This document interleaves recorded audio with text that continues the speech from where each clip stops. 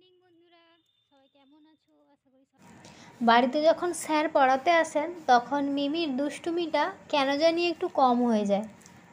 তোমরা আবার কি ভাবছো যে মিমি স্যারের ভয়ে দুষ্টুমি কমিয়ে দেয়? একেবারেই না। অ্যাকচুয়ালি তখন মিমি উনার স্কুটিতে বসার জন্য ব্যস্ত হয়ে পড়ে। এই যে দেখো, এখন পৌঁছে গেছে আর এসেও বসে পড়েছে। আর ওর একেবারে পারফেক্ট হয়েছে বসার জায়গাটা। বসে আছো? ঘরে জায়গা নেই? নেই ঘরে জায়গা?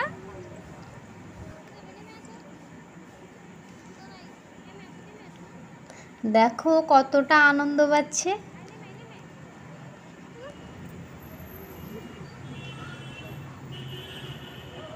কোথায় যাচ্ছ?